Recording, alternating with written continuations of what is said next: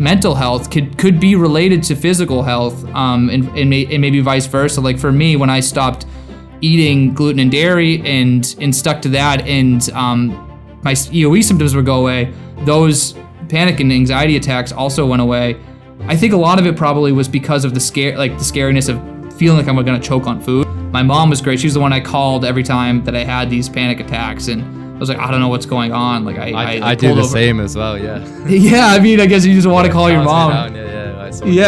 Yeah. So mom was the goat during that, and she came up clutch, with talking me off, the ledge a little bit with how much I was freaking out on the side of a highway after I just had a panic attack. Bread is just minuscule. The bread is tiny. It's like comically small. The common breads, at least in the U.S., they're like literally this big. I'd be making a sandwich with my cold cuts, and it would be flapping over the bread. Could you do me a massive favor and click follow or subscribe button? It helps the podcast out so much. Hi, and welcome to another episode of Make and Tain. So I'm joined by Phil Hates Gluten. You're like advocate with obviously in the gluten community space. Could even say rapper as well. Yeah, well, I think that's generous to say a rapper, but I'll take it. But yeah, definitely, an advocate for the gluten-free space and trying to break the stigma of what people think of when they hear gluten-free, kind of similar to what you're doing with the podcast. So no, it's incredible. Obviously, I kind of came across you on TikTok and I thought your videos is like, I love how you're like having your own kind of like twist on it with your kind of your humor and your kind of personality. And I think it kind of really stood out to myself. For the listeners who may have not come across your page before, would you like to do a little introduction? Yeah. Hey guys, I'm Phil. I have an account on primarily TikTok and Instagram called Phil Hates Gluten. It's just at Phil Hates Gluten. And I make videos about living gluten-free and trying to find like the humor in it, make skits. Like Daniel said, I make raps sometimes that probably make everyone's eardrums bleed, but it's fun for me to do. And I just try to make people laugh and make relatable stuff while hopefully educating in a way about the difficulties of being gluten-free or the things that we can eat, the things that don't taste like crap, So it's been fun. I've been doing it for a few years now, and it's my full-time job now, which is crazy. It's never expected. Honestly, I'd love to kind of like delve into that as well. If we go back to kind of the very beginning, are you the youngest sibling? I am, yep. I have an older brother, Carlton, and an older sister, Amy. So I'm the youngest of three. How was that kind of growing up being kind of the youngest sibling? Are you all very similar personalities? You all get on really well? Oh, yeah. So my sister's, I think, 6 years older than me. My brother's 4 years older than me. And we always just miss each other in school. I would go to like middle school when he was leaving middle school and going on to high school. Then I would go to high school and then college. So it was frustrating because I always wanted to go to school with him because he was like my idol growing up. Like every interest I have now as a 29-year-old, I look back, I'm like, my brother is probably the reason why I'm interested in baseball, rapping, music, making videos. And so he was a big inspiration from that and someone I looked up to. And same with my sister. She was an athlete and she's really funny. She has a few kids, and so I was an uncle pretty young, and it was really fun to learn that. So I loved being the youngest of three. I was gonna say, was sports like very much part of your kind of life growing up? I know you did quite a few sports yourself, like baseball. Yeah, basketball was a huge one as well. Yeah, so I played baseball, basketball, and soccer my whole life. I wanted to play football, but my grandfather didn't want me to. My parents made us play soccer, although me and my brother wanted to play football, which I think in retrospect was good because we were short and fast, and I feel like that's better for soccer than football. We would have got, manhandled. But yeah, sports were a huge part of my life. I didn't have time to do anything else because I played 2 sports at a time, every weekend, in the week. So up until high school, I played 3 sports, and then when I went to college, was like, I'm not good enough to play at like a school that, I'm not going anywhere. I'm 5'6", and I'm not playing basketball. I'm okay at soccer, and baseball is the only thing I had an option on. But I mean, you can say that about Messi. Messi's all right, and he's quite smart. I wasn't Messi though. I was not Messi. Put it that way. I was just fast at the time for high school. But Yeah, I love it. And it's still something that like when you're in your late 20s, it's hard to like recapture that feeling of playing an organized sport. Yeah. Men's leagues aren't the same kind of, itch to scratch with that. Yeah. So something I Do you miss. still play much sport now then? Do you just I play dabble in it now? Yeah.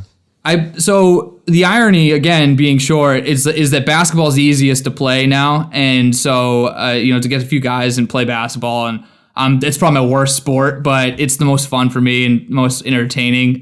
But I play a good amount, but I started getting I got a concussion like 2 years ago playing basketball, and like my first week of work at a new job, and I'm like, I don't know, it was like at the timing of it, kind of like I was like I don't want to be getting hurt playing basketball. It always happens, doesn't it? Like you start a new job and like I had to learn all this new stuff, and my brain was like, at half speed. It was tough. So that ever since then I've kind of stopped playing so much, and I just kind of go to the gym and walk uphill or something for cardio. Yeah. No, as I got older, I'm like trying to get down to the gym more. Like, soon as like your body starts slowing down, because I was like when I was younger, I like just like eat anything and just won't put on weight. And then I've hit my 30s now. I'm like, God, I need to start doing more cardio. Yeah. Oh yeah, I know. It's the worst, but you got to do it, and I don't do it, so I'm there with you. Yeah. If we go back to obviously you're from Boston. I mean, how was that growing up in Boston? Did you enjoy it? Yeah, so I mean, it's kind of a running joke for people who live in Boston that I don't actually live in Boston. I live 15 minutes north of Boston, and when I say 15 minutes north, I mean about 35 minutes north of Boston. But we always claim Boston as like, where we're from. But I lived in a suburb outside of Boston. It was great. I could go into the city and watch Celtics games or Red Sox games, and all my friends growing up are the friends I have today. Just were over watching the game last night, so I have like lifelong friendships from growing up in that town. I love Boston. I love the people here. All very kind of down to earth, salt of the earth people. And I had ambitions to move for so long to go to like LA or New York City or something, and I've just stayed, and I don't regret it because it's just a great place to be, and I can visit those places. Have you still got all your friends as well? Because I saw you did a video about obviously like the gluten-free bit. Are they all your friends from school? You all kind of got brought up together? Oh yeah, yep. Those are all my buddies from high school, and that was fun to do because they're guys who love beer, and I was so curious if we could fool them by giving them a few beers and seeing if they could guess which one was gluten-free, and they couldn't, which is a pleasant surprise. Yeah, no, I thought it was funny. I was going to say, does many people from Boston, did many people kind of move out of Boston, or do you feel like everyone's kind of like stayed there? Because I know I'm originally from Manchester, you see, and I kind of moved straight to London as soon as I graduated. But even like my uni I went to, a lot of people just stayed in the small town of Huddersfield, which is like a small town on the outskirts of like Manchester and Leeds. How's that in Boston? Do a lot of people kind of stay there? I think so. I think more than other places. Like, I feel like if you were to come here and go to a bar or a restaurant, like most of the people would be from Boston versus like if you were to go to New York City, or again, LA or whatever, like you might have a lot of people who moved there. But I feel like a lot of people stay here, who live in Boston for whatever reason. I think, they're just really proud to be from Boston. I think there's a lot of pride from the city. So that's probably why. Yeah. And can we kind of talk about your journey behind obviously setting up Phil Hates Gluten and why do you hate gluten so much? Can we kind of talk about, obviously you got diagnosed with it, was it a chronic illness when you was 24? Mm-hmm. Yeah, so when I was 24, I was diagnosed with something called Eosinophilic Esophagitis, which I pronounced wrong for a calendar year. I just figured out how to pronounce it. Like some people's actually pronouncing it, and I was like, "There's no way." I struggle to pronounce my name at the best of times. Never mind, like a chronic illness. So, you really worked your way around that. I respect it. I respect it. You could call it EOE is what people call it, but I was getting all these symptoms of weird stuff that I really never felt, at least to this extreme. A lot of gastrointestinal symptoms, things like was bloating like crazy. I was getting a lot of heartburn, a lot of, like a heart palpitation feeling. Which led to like trouble swallowing. I was having trouble swallowing foods. It was just like difficult to swallow, and then actually food Quite getting scary caught as in my- well. Like, yeah. Oh yeah. Yeah, I mean, because when I mean, you don't think of it, you know, eating is such a second nature thing, and you don't think when you eat, you know, you just mindlessly eat while you're watching TV or something, but when you're having trouble swallowing, you're so conscious of it, and it actually creates a lot of anxiety, especially when you get food impactions, which is a big symptom of EOE, is when food gets stuck in your esophagus. It's not stuck in like your throat where you choke, you know, and have trouble breathing, but it's stuck in your esophagus, which feels like you're choking, but you can breathe. It's this weird thing, and it's just very uncomfortable. It's like in the middle of here, and it happened to me 4 or 5 times in like the worst situations, you know, at work, and you know, at home alone. And it was super, super scary. And eventually that came to a tilt, and I was like, I need to figure out what's going on. Because I think as maybe a person, but I mean, talking for myself, you know, I was just like, okay, this is weird. I'm feeling these weird symptoms. It'll go away. I can power through this. You know, I'll get over it. Nothing's wrong with me. But I think I accepted that something was up, and you know, eventually I went into the hospital, and they gave me an upper endoscopy and diagnosed me with eosinophilic esophagitis, GERD, which is chronic acid reflux, and a small sliding hiatal hernia. So the triple threat of GI things, I guess. So it wasn't even like one thing. It was like, yeah, one after another. Is it? I'm not going to say. Yeah. Is it quite common then, like the condition? I think GERD. So initially they said I had GERD, and I looked that up, and that's the chronic acid reflux, and I think that's pretty common. It's just like getting acid reflux every day in some capacity, and it creates a lot of hoarseness, a lot of like a ball in the throat, like a tickling in the throat kind of feeling that's there all the time. It creates these certain unique symptoms, and then a couple days later, when the endoscopy, the biopsies came back from the endoscopy procedure that they did on me, they told me I had eosinophilic esophagitis, which I think the symptoms overlap a little bit, but like EOE could cause a lot of acid reflux and stuff. So I don't know where the symptoms start and where the symptoms end.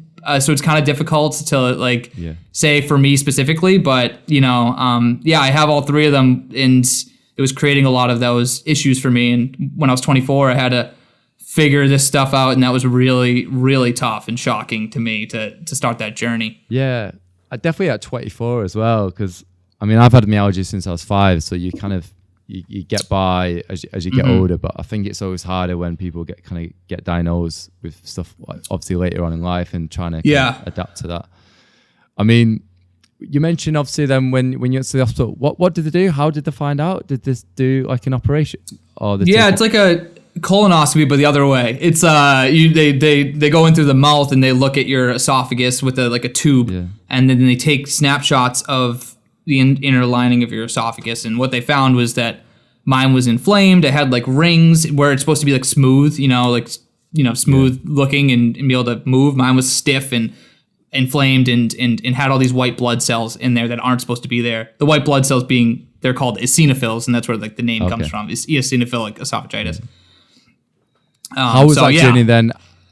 How was that journey then? Obviously, finding out obviously what was causing all these issues, and then kind of getting diagnosed. Like obviously changing your diet. I mean, that must have been like massive. Obviously, trying to adapt and change your diet from where it was before. Yeah, I mean, so with EOE, a lot of the triggers, I guess fortunately, a lot of the triggers are food based, where like I find the foods that are causing this, and hypothetically, when you stop eating them, you don't get the symptoms anymore. They'll start to go away. But the challenge there is finding which foods are causing that. And so what you do typically is do an elimination diet, where you'll either eliminate 2 foods or 4 foods or 6 foods, kind of the main like allergens, wheat, nuts and eggs, etc. So I eliminated. So initially I took this proton pump inhibitor. I was just on medication to heal it, and that's kind of the step 1. And that actually worked. My numbers went down to 0, but my symptoms were still there, a lot of them. Which was weird for me. I was getting bloating. I was getting the throat issues. I was actually getting things like anxiety attacks and panic attacks. And even when I was on that medication, I was like, something's not right. Sure, my numbers are 0, and that's great, but I don't feel great. And so from there, I went on the food elimination diet without the medication. and cut out gluten and dairy, and those symptoms started to go away.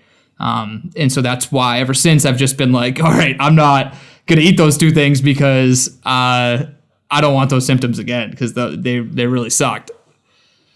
No, because I remember I kind of watched a recent video and you were saying obviously before you cut it out, you was having these like panic attacks and kind of like these like anxiety. Can we talk a bit about that on the podcast? And when was that kind of first kind of like sign of that for you, where you was like, what the hell's happening to me?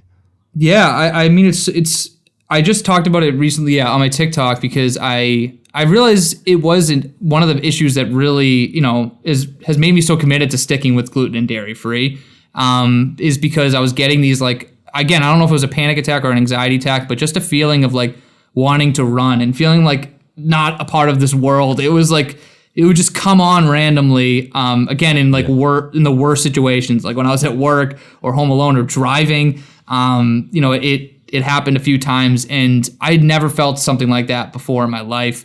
And it felt super scary. And yeah, it's something that I totally like, I guess empathize with people who go through that, more than I guess just the 4 to 8 months that I was getting them randomly. But like, yeah, it just goes to show that, I mean, a lot of times, like, these things that are mental health could be related to physical health, and maybe vice versa. Like for me, when I stopped eating gluten and dairy and stuck to that, and my EOE symptoms would go away, those panic and anxiety attacks also went away. I think a lot of it probably was because of the scariness of feeling like I'm going to choke on food and feeling like I'm allergic to everything. It was like this new thing. Yeah, and definitely you don't know what's happening. Yeah, definitely when you don't know what's happening. Like, and I've had like similar symptoms. Like for me, like it's like when I eat in a restaurant and I have this feeling like, is it allergic reaction or is it a panic attack? And like, that I feel. I know. Like, just trying to work it out. Yeah, it's super scary, and obviously the first few times you get panic attacks or whatever, it's so unknown. You're like, what is happening to me? Am I dying? Like, what's going on? Am I like? And you think you're having a heart attack. Like, there's a lot of things going on in your brain at that moment. So it's really tough, and those are really scary. And I don't think, I mean, it's not necessarily talked about a ton with relation to things like celiac or eosinophilic esophagitis and like being gluten free. But when I posted that video, a lot of the comments were, I got these too, or I still get the, it's somewhat reassuring to know that I'm not alone with it. But it's still something that obviously you're afraid of coming back and you don't want it to happen again. Yeah. Was there anyone you could turn to during that time where you was having these like panic and anxiety attacks? Did you have any friends which have kind of gone through this kind of same feeling? Because I think within like the allergy space, like I talk a lot about anxiety, but there's actually not that much resource out there really to kind of like turn to. No, I think that was a big thing. I didn't feel like myself, and I think I shut off a lot of my like friendships and even like work relationships. I just like wasn't myself probably for like 8 months. I said no to every plan pretty much. I really only talked to my parents about this. My mom was great. She was the one I called every time that I had these panic attacks, and I was like, I don't know what's going on. Like I do the same as well. Yeah. Yeah. I mean, I guess you just want to call your mom. Like family. Yeah. So mom was the goat during that, and she came up clutch, with talking me off, the ledge a little bit with how much I was freaking out on the side of a highway after I had a panic attack or something, not knowing what's going on. So she is great, and she's like such a caring person and calming person. But I think my friends probably would have helped me out, but I just didn't even want to. I think I felt embarrassed about my symptoms for the longest time, and like wanted to figure it out before I was hanging out with them again, so I could not get a panic attack in front of them or something like that. So I didn't actually reach out to anyone, probably except for my parents and maybe my family a little bit at the time. Looking back, do you feel you would do things differently now? Do you think you would actually reach out to the guys and be like, look, I'm experiencing this, it could happen, or do you think? Yeah, probably. I mean, I I just think it was so tough because I felt I had like such a why me mentality with the eosinophilic esophagitis. Like, oh my, like 0.002% of people have this and I have it. Like, what are the odds? You know, like I had that kind of feeling. And then I also had a feeling of like, I want to like I want to beat this. I want to figure out how to not feel this way. And it took such a long time. And my friends knew I had it and they knew I had like GERD and stuff, but I don't know if they knew how serious the symptoms were, at least for me specifically in that moment, because, you know, I mean, I would make jokes about it too. They would make jokes and it was kind of like, oh, he's got the GERD, you know, like that kind of thing. And so it brings you down to earth, but it also like, I don't want to, I guess I probably didn't want to spill my guts to any of them at the time. And I don't know if they would have, I don't know if they would be super helpful in this, you know, if I was to live it again, but it's not like they would make fun of me necessarily. It would be all in good humor, but yeah, it's just something that I think as maybe men, it's like you don't really talk about this stuff with each other enough. And you might every once in a while, but it's not like you do it as much as you would your mom. Yeah. No, I get that. I think I've been like more open like recently. I think just because like when I like eat out and we go out for like food and stuff, like I'm always like panicking it, like I'm having an allergic reaction. So I'm always like, there's no rash on my neck, and I'm literally like all my t-shirts are like crop tops because I'm always like pulling down the neckline, but I'm not having an allergic reaction. How's it then been? Obviously eating out in Boston. Are they restaurants quite understanding? Obviously, in regards to when you mentioned you've got gluten allergy.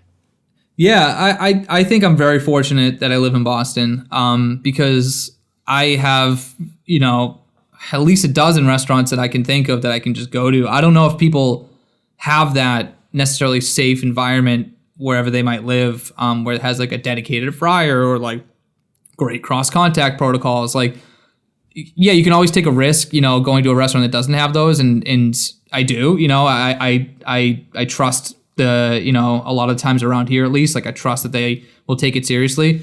But even if you're like so worried about that, there are restaurants that are so good with that, and you can go to those handful of restaurants around here in Boston.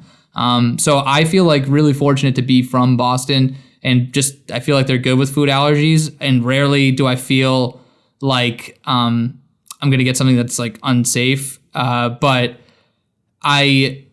it doesn't change that it still is awkward eating out, and I'm sure you can relate to this. It's like it's like the social anxiety of eating out and having to bring that up to a waiter as you're at a table with like 6 people and talk to the waiter for, you know, 2 minutes, which feels like an eternity. I've seen a lot of your skits actually like addressing it, and it's definitely like relatable when you kind of like bring it up or they don't like quite get it, or do you feel embarrassed speaking up about it now, or are you just like, look, this is what it is, like they're either gonna take it seriously or I'm just not gonna eat at that restaurant or establishment? I think when I'm nervous about a place that I don't know if it's gonna have a ton of options, I'll like just get a grilled chicken on a salad. And that's like my go-to. Sometimes they'll plop some croutons on there, which is frustrating because I'm like, no, so close, but not quite.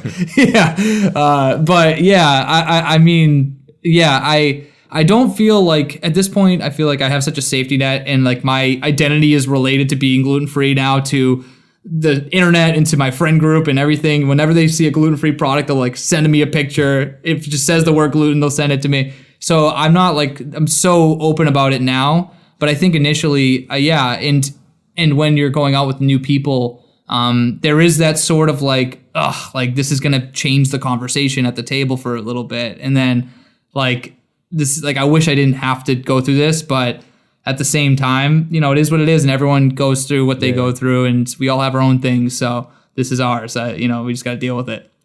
I was gonna say, when you met your girlfriend, then did you actually mention it on the first date, or did you kind of like leave it a bit? Like, because with me, like I've literally got to mention it. Otherwise, if they like say if the date's going well, I've got a girlfriend of 2 years, but if the date's going well and they're going for a kiss and they're eating like I'm allergic to nuts, like that could kill me.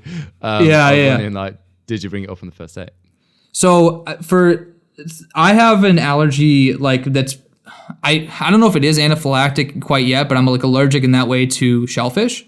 But with gluten and dairy, with EOE, it's not like that kind of allergy. It's an allergy that I didn't even know from the outside, that I was allergic to these things. It's like I can't think of what it's called, but it's a different kind of allergy where like, it's like an internal thing that like your body is attacking itself. I can't even, I'm not doing it justice of explaining it, but it's different. And when I eat those things, I would just kind of start to get my EOE symptoms that I was just talking about, those GI, the swallowing issues, and that would come back if I ate that versus like me having kind of like a swollen face or something.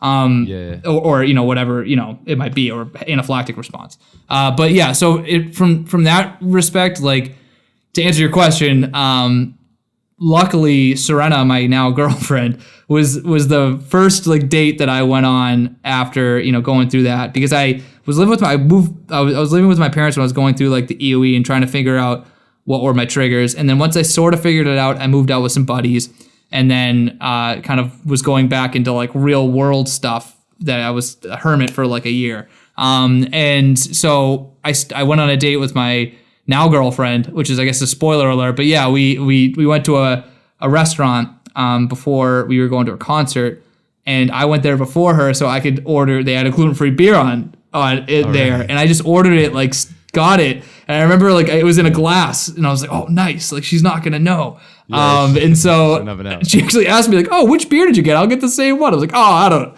It could be any of them. Yeah. It tastes like shit. I don't know. Yeah, you wouldn't like it. I don't even bother.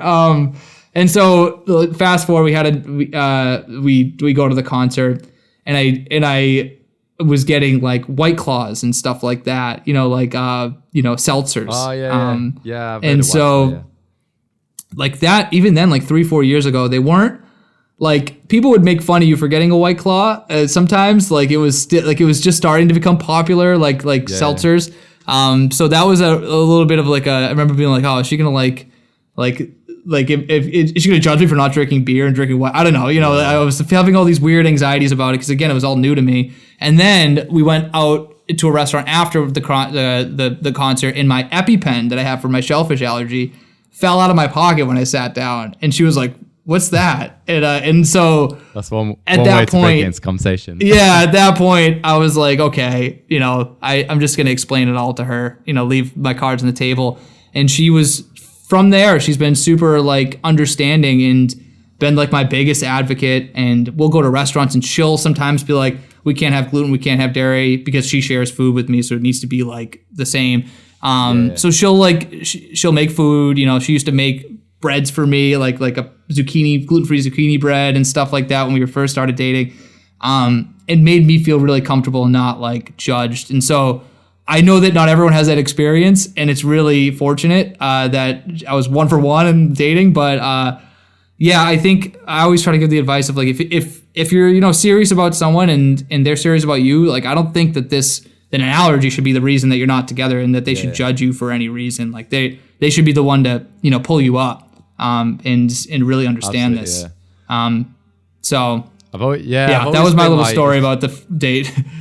No, I love that. Yeah, and I always think if like someone's not going to take your allergy like seriously, then just like maybe they're not quite right. I don't know, because I get a lot of like, messages the other day like, oh, like this my partner or someone I'm dating is not taking it serious, and I'm a bit like, and I get it. Some people want to just. Yeah.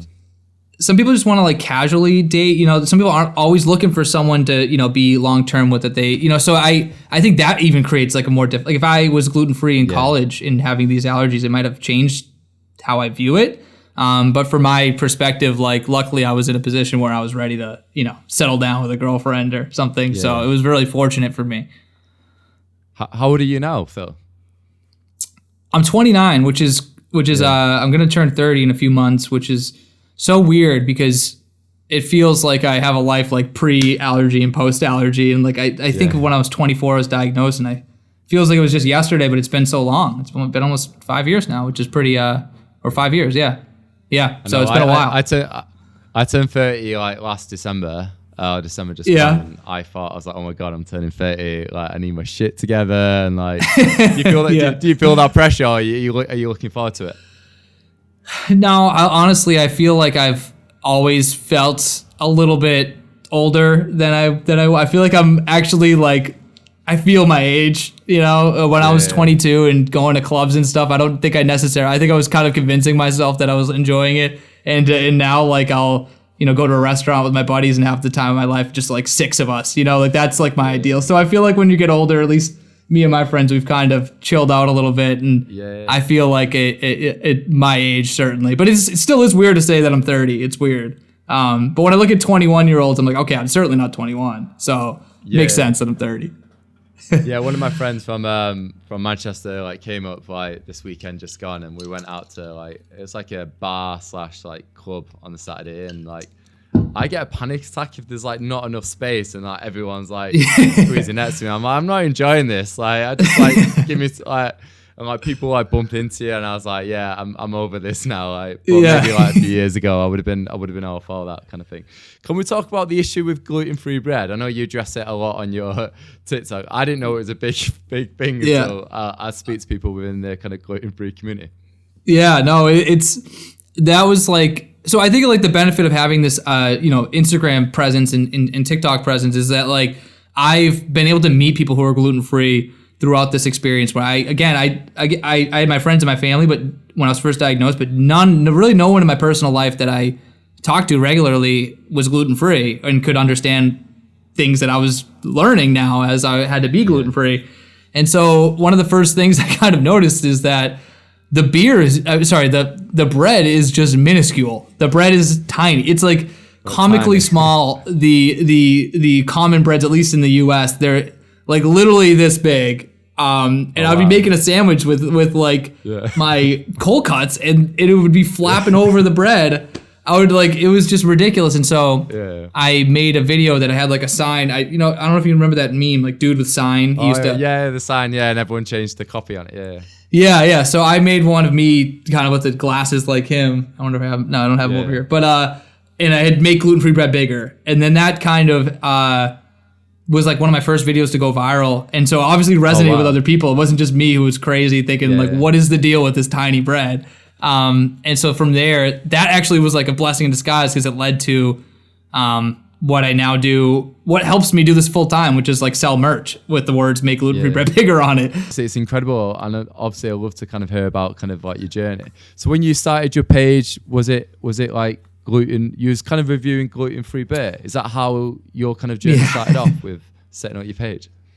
Yeah, I will say you've done some research, which I absolutely respect. I feel like most people don't necessarily know like these things, which is you're a good interviewer, so kudos. I feel like I'm doing you a disservice otherwise, because I feel like if I have a guest on and I know nothing about them, I feel like I'm wasting their time. But I'll probably delve in, and I think because like generally like what you're doing within the gluten-free space is like so interesting, and having your kind of humor to it and kind of like breaking down the barriers from a typical gluten blogger, because I think a lot of them, I look at their content and I find it quite boring. Or maybe it's not, I'm not necessarily their target audience, but I'm watching your content and I don't have a gluten allergy. I'm like, oh, this guy's funny. Like, yeah, I appreciate that. I started the account because I think like you said, like I saw a lot of the gluten-free accounts at the time. I didn't know who to follow at that time. I just kind of typed in gluten-free and was trying to figure out things. And a lot of them was just like delicious recipes or like kind of sad stuff. Like just like, oh, this, just got gluten, like this sucks. Like, life sucks. And I was like, okay, well, looking at that stuff, like especially the latter one of like, life sucks, especially the EOE stuff that I was seeing online was like that too. It was like, okay, I haven't swallowed something whole in like months. So I can only eat smoothies. And I've related to that a little bit in the past, but like, I was like, I need to bring some positivity in some way, to my life. I've always liked making videos. And so, like I said, my brother kind of put me on making videos when I was young, and we would make raps and did all this creative stuff. And I was working a sales job for like 4 years. And I kind of got away from a lot of that creative stuff. And so I was like, okay, well, this is a cool opportunity. There isn't a lot of gluten-free beer out there, or at least I don't know any. Let me make an account about like finding and rating these gluten-free beers. And in turn, I'll also, talk about being gluten-free and, in those videos kind of weave in EOE and stuff like that. And it kind of gradually do that. But yeah, it started off with like 5-minute long Instagram videos that were horizontal. I don't know if you remember, like 4 years ago, that was like a absolute, anomaly. No one was doing horizontal, like no one's trying to look at that tiny little screen for 7 minutes. So I don't know what I was doing. Luckily, TikTok came out in vertical videos. Yeah. But yeah, I was making just beer reviews for the longest time. And I didn't love doing that because I would have to like drink a random beer on like a Tuesday. I'm like, I'm not even in the mood for a beer right now. I don't feel like doing this review. And no one's watching it. And so once TikTok came out, I started making videos on TikTok that were more like skits and like relatable things that I was going through, like the bread and things like that. And that's kind of transformed into what I do now, just trying to bring humor. And really what I'd say is like entertainment. I don't think I'm that funny. I think I'm funny probably for like a gluten-free content creator, but I don't think I'm the funniest guy in the world. Like I think my friends are funnier than I am. So I just try to be entertaining. Yeah, I watched one the other day where you was like, oh, the best thing about being gluten, and then you just like at the end you just pause it. I'm not really selling this skit, but it was good. With whole, so obviously you set up the page. Were you still in that software engineer? Was you still working in a software company at the time? Yeah, I feel like you're like Nardwar. Yeah. You know everything about your. That was impressive. I worked a software sales job. I did that for up until I was working software sales, different jobs, but I worked up until last year. So I was doing the Phil Hates Gluten with that for like 2.5 years, I think. My page didn't really get any traction initially. I was going to ask, how many followers did you have after 2 years of like putting these like skits out and doing the like reviews on your Instagram? I actually have like a journal. After I heard about the Matthew McConaughey book Green Lights and how he journaled like all the time, I was like, I gotta start journaling. Like that's really cool. And I did it for like a week. I didn't keep, because it was during COVID and my life was just so boring. I was like, okay, I woke up and I worked from home again. But I wrote in one of them that I had like, I think at the time, it was like 2021. I think I had like 15,000 followers on Instagram and like maybe 20 on TikTok, which is a good amount. But it took a while for me to get there. And it wasn't until I made that pivot and like Instagram, TikTok started doing reels and videos that like I was starting to get any followers because they were pushing reels so hard that luckily I was making videos. But for a while, I probably had like 2,000-3,000 probably for the first year or so. Maybe even less. I don't even remember. I wish there was a way to look at it, but Reels really helped me grow. Yeah. When was that turning point where you kind of really saw the kind of like the followers and everything else kind of grow? Was that when you mentioned kind of like TikTok? Was that when things changed for you? Was there like a point in your journey where I was like, shit, like this is really growing now? Like? Yeah, so I remember, like when I started making my account, I was getting brands reaching out wanting to like, well, I guess probably after a couple of years, I had brands reach out and say like, we want to send you some stuff, and I would like they would just send it to me for free, and I would make a whole rap music video about it. I make a whole original rap music video, and they probably were like, we didn't want or expect this, and like I used to just make them and put them on my page because it was like a creative outlet, I guess, but it was like such a free advertisement for them too. But yeah, so that was what I was doing for a while, and eventually I was like, okay, let me see if I can start like charging $100 or something, and so I gradually started doing that. And once I started making like a certain amount on like a video, which it was like there was this one company that I told them my rate, and they were like, oh, actually, we feel more comfortable paying you this. And it was like 3 times what I was charging. And that was so cool that they were so transparent, and said like, we think your audience is worth this in the video you'll make for us. And that worked because I worked my ass off for that video. I think it was a really cool video ad. And after that happened, I was like, okay. And I started like just charging more and more, and gradually, and once I saw that happening and I could like make money, it wasn't a salary by any means, but I could make some money on the side. That was really eye-opening. And once I did my first merch drop, it kind of coincided with that sort of timing.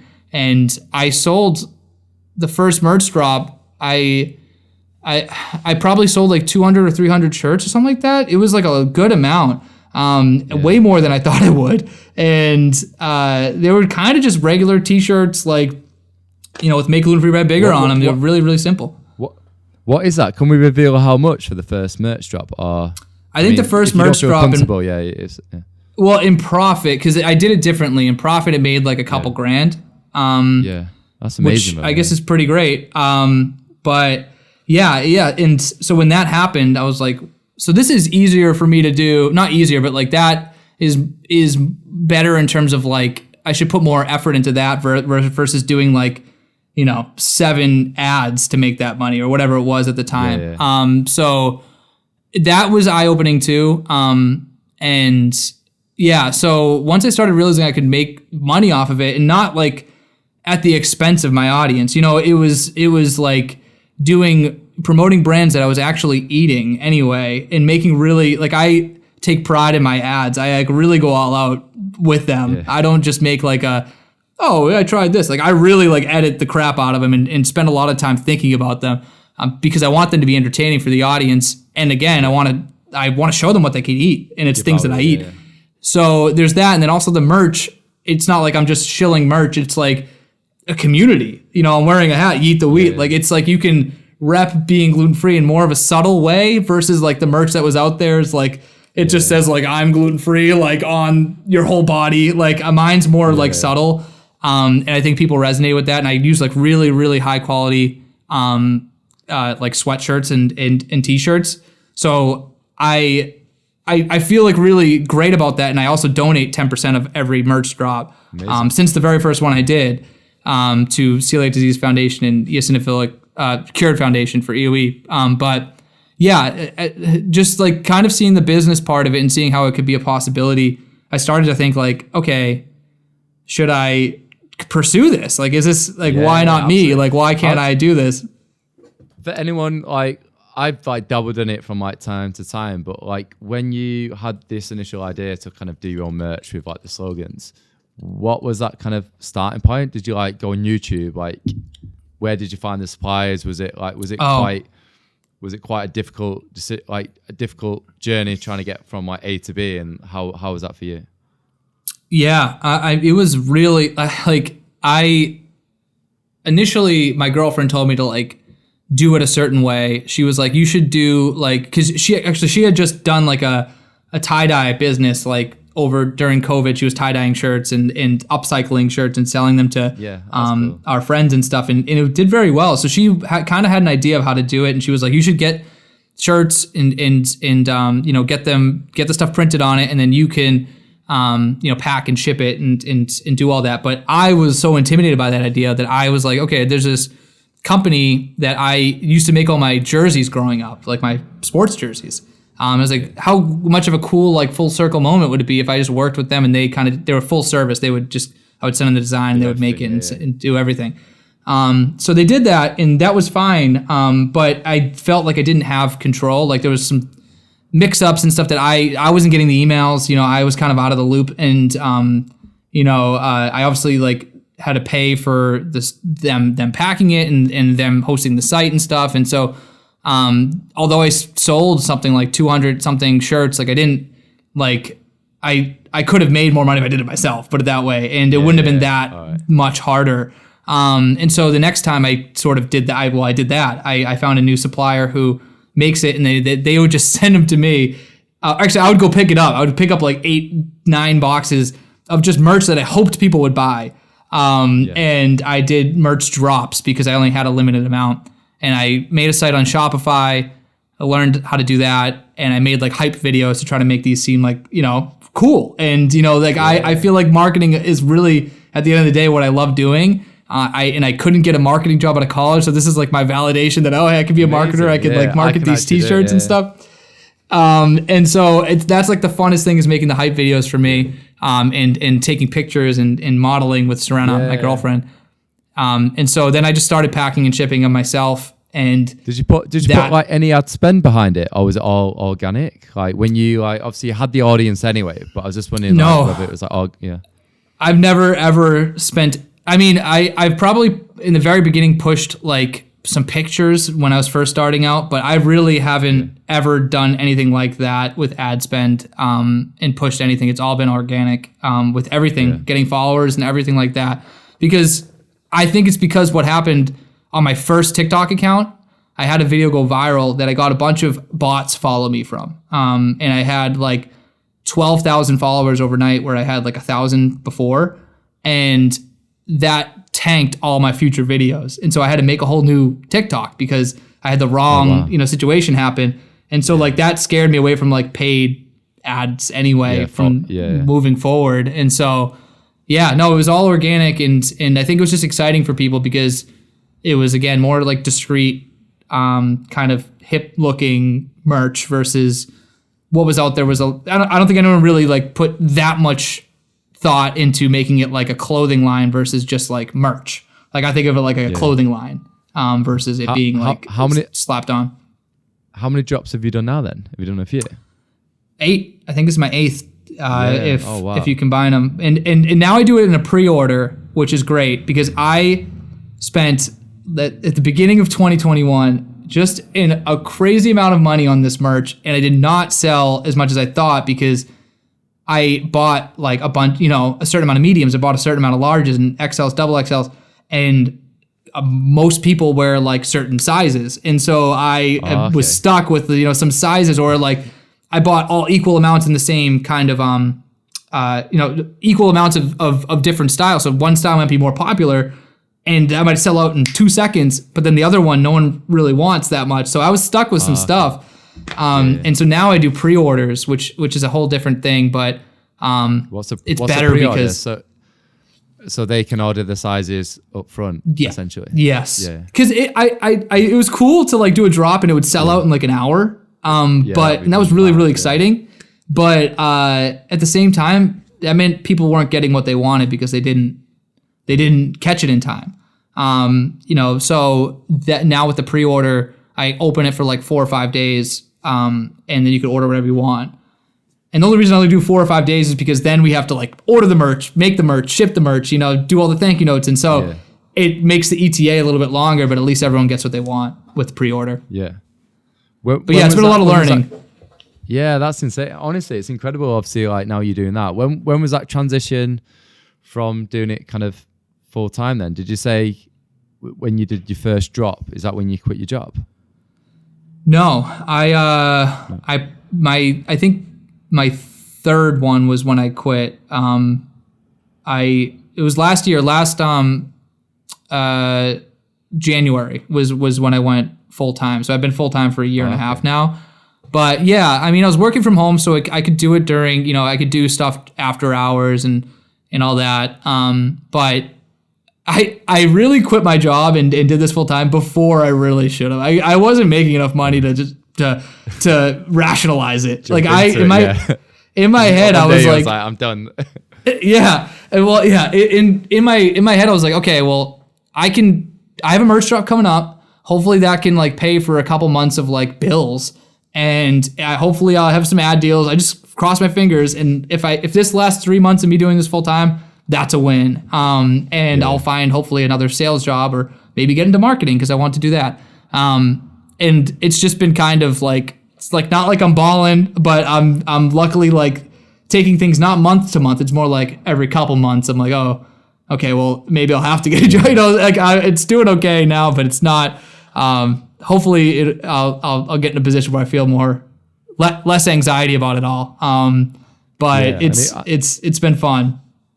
No, it's amazing. Obviously, like you've obviously made that transition, and like you said, like it must be great. Obviously, knowing that you can actually like double down on the amount of content. I mean, how much content do you put out now? Is it one a day, or is it a few day on TikTok? Like what does your kind of schedule look like? And for a while, I was doing at least 2 videos a day on TikTok. For like I think last year, like I just really wanted to do not quantity over quality, but quantity, like definitely just hit them with the quantity because I feel like that on TikTok as well. Like it was working, in terms of TikTok and Instagram with Reels, was really pushing Reels. So I really just like was trying to make as much as I could. And I learned a lot of lessons throughout that. It's like, for me, what was really frustrating to know is like the more I tried on videos, the less good they did. Like the videos of me just talking to my phone with like no good audio would do way better than me like using my DSLR camera and trying to make a cool video. Yeah, it was it was shocking, but it's frustrating, but it's how it is. Which made it more scalable, I think. Is that for TikTok or is that for Instagram, or do you just find that on both platforms it's best when you use your smartphone and like you use your Apple microphone?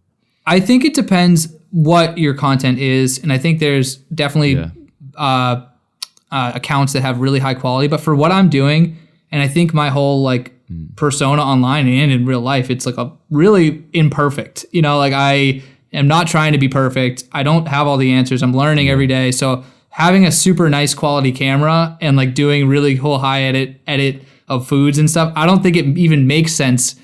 And you wouldn't even relate that to me because I am very much like not that person. You know, I think maybe if I'm really thinking deep into that, that's probably a lie. But also I was putting out so many videos that using the phone camera was so much easier to do so much. So like if I was to do like 3 phone camera videos and then 1 super high quality video, it would look weird. It wouldn't like fit the, you know, aesthetic again. Like it would be kind of shocking to people, I think.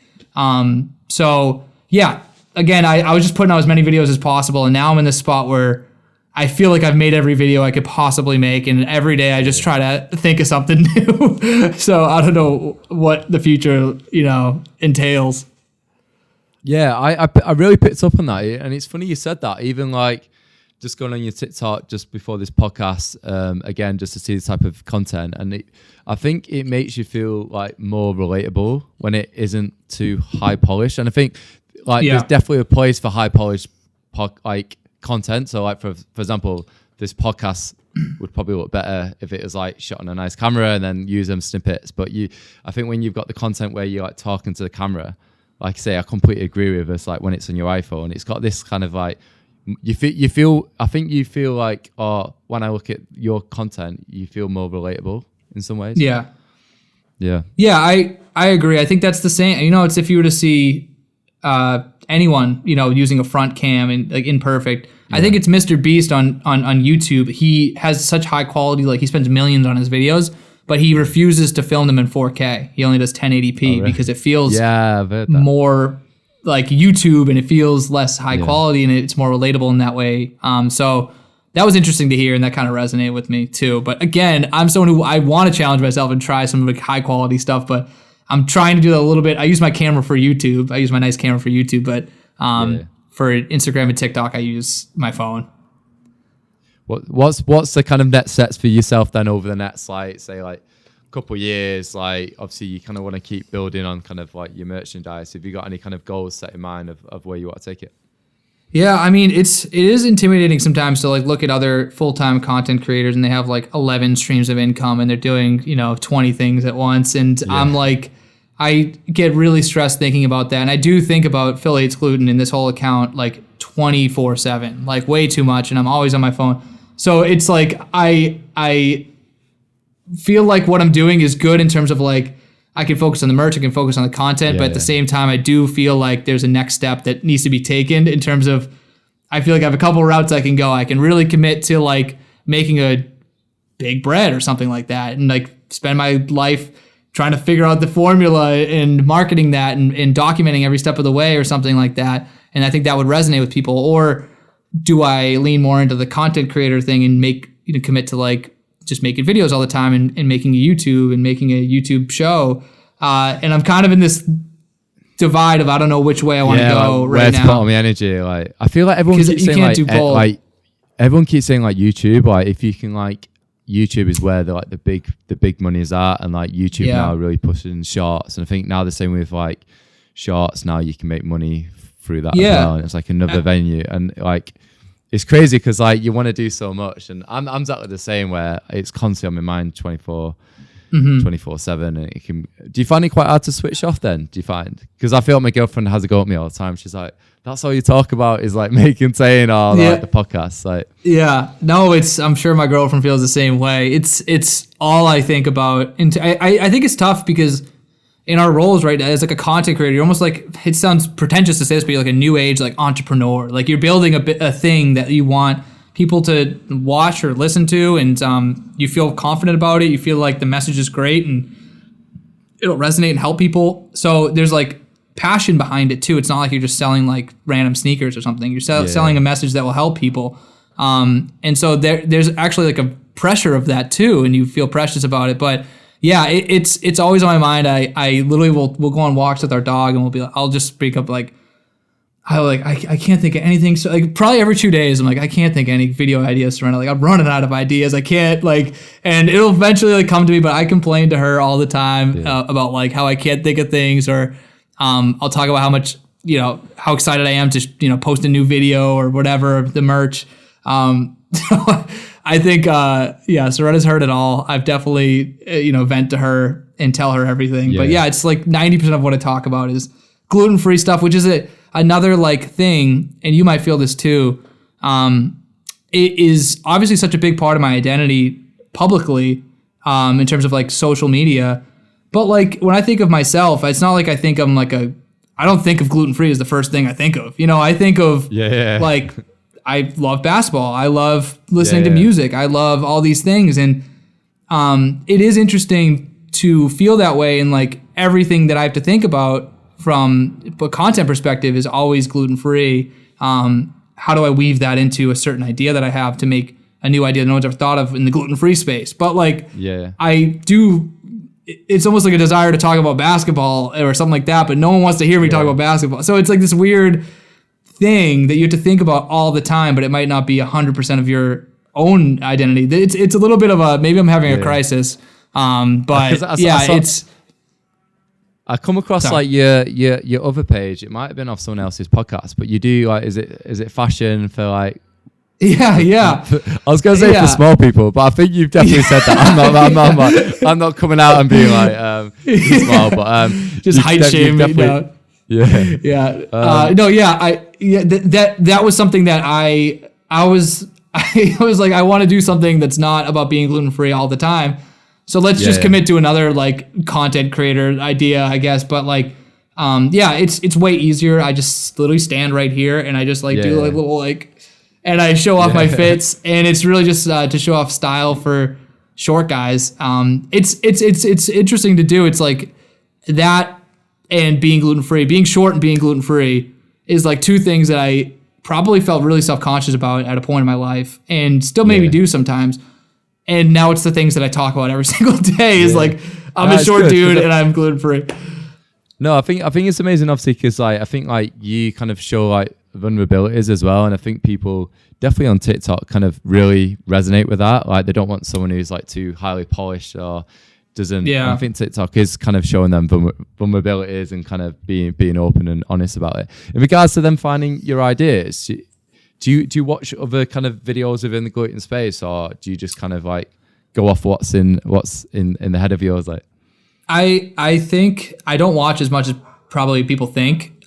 There's definitely, I mean, my feed is mostly gluten-free recipes and people, so I definitely watch it. But like my TikTok feed versus Instagram, my TikTok is just random like sports and comedy skits, and I think that helps because that I really always try to think of a different idea in some way, and how do I make this, like if I want to make a cooking video, how do I make it funny? Because I'm not just gonna make a cooking video. It's not gonna be as good as someone else's. I need to like bring my own flair to it.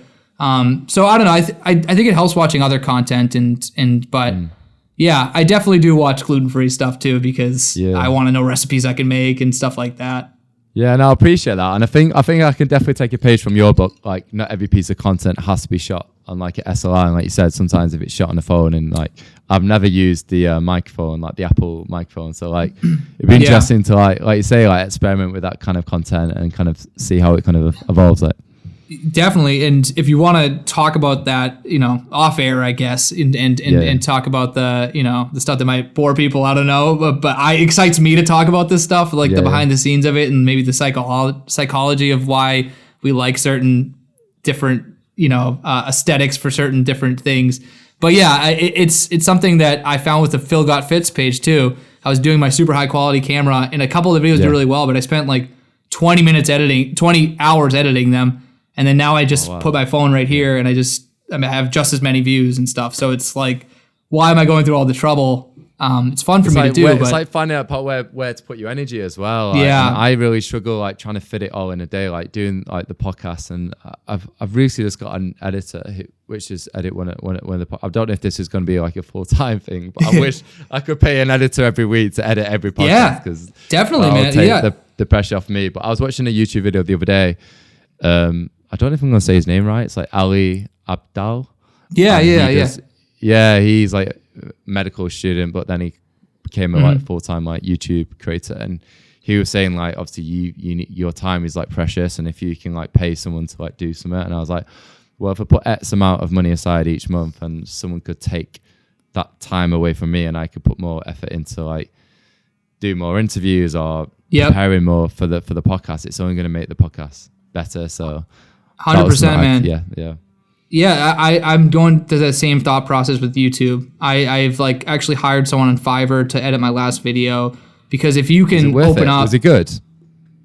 Yeah, it was good. I'm still like a perfectionist in a way, so I went back and added more edits to it. But it was, I could have easily posted it.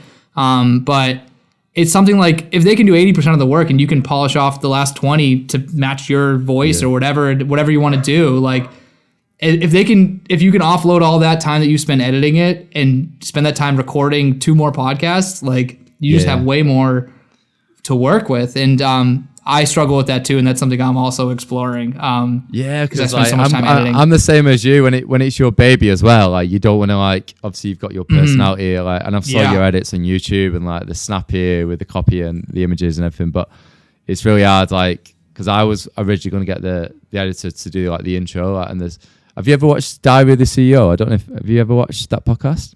I've seen snippets, and it's something that I want to like. I know I'll get into it. I know I'll be super interested, but I just haven't. It's one of those things I've just kind of like not.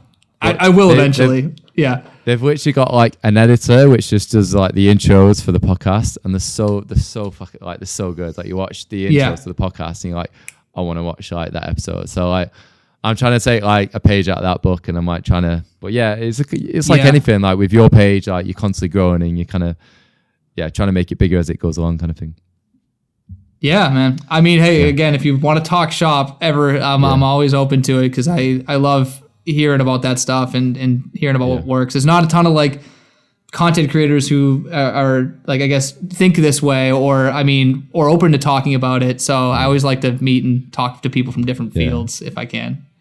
Just before we wrap up on the podcast then, if there was one piece of advice you would give to content creators kind of listening, what would that advice be? I would. I guess I have to think about it. On the spot, do it like what's the term that they use in business? It's like the MVP. It's like the most like the least amount of like making a prototype that's like I guess I'm probably butchering this, but I guess what I would say to a content creator would be like, find a way to do your idea, but do it in a way that's like scalable to you. Like what we were talking about with the phone, like if you are so intimidated by like, you know, using, how do I learn how to use a camera? How do I learn how to use an editing software? How do I do this? Like the only way you're gonna learn is by doing it, but also you need to start somewhere. And where you start isn't where you're gonna finish. So like I remember talking to a few entrepreneurs like 4 years ago actually, when I wanted to start like a clothing business, I think it was, or what was it? I had a few ideas. I wanted to do like a gluten-free beer, and I wrote like a business case for it, a whole business plan. And I asked them advice, and both of the people said, just start. Just do it. Like you need to start somewhere. And if you start just filming yourself on your phone, it might turn into you filming yourself on a DSLR and learning how to edit. Like I've learned so much over the last 4 years. You just need to start. And I would start in the easiest way to do it possible, if that makes sense. Yeah, and even like Mr. Beast was like, just create 100 videos, and by the 100th one, like that's when I'll speak to you, because he gets a lot of like creators being like, oh, like what do you think of my videos? He's like, just make 100 videos, and then after 101, I'll come to you and maybe give you some like feedback of like how to make it better or the thumbnail or whatever. 100%. Yeah, your first video is gonna suck. It just is. I mean, it's not gonna be the one that makes you viral or something. And yeah, you gotta learn. it's like anything. You got to start. You need at bats, but yeah, I mean, I think editing and stuff is intimidating to some people. So just start by recording yourself talking and gradually learn. And in a year, you'll probably be a good editor, at least on TikTok or Instagram or something like that. Yeah, that's amazing. Honestly, it's been a pleasure having you on the podcast to kind of share your story. And honestly, it's been interesting how you kind of like done it full time, and obviously kind of the merchandise drops. It's been really interesting to kind of get your kind of insights into that. If anyone wants to kind of follow your page, Phil, would you like to share it on the podcast? Yeah, it's just Phil Hates Gluten on everything. Instagram and TikTok are pretty much my two main things, but I do post to Facebook. I post in YouTube Shorts, and I'm trying to build up my YouTube page a little bit with different ideas, like taste testing, having friends taste test like gluten foods versus gluten-free foods and see if they can taste the difference. And if you have anything you want to see, let me know. Ones, yeah. yeah. If you have anything you want to see, let me know, because again, I need any ideas that I can get. I'm here breaking my brain every day. I've been break down, but I need more ideas. But yeah, honestly, it's been a pleasure having you on the podcast. I've really enjoyed it, and yeah, make sure to give Phil a follow on the podcast, on the social channels. But yeah, cheers, Phil.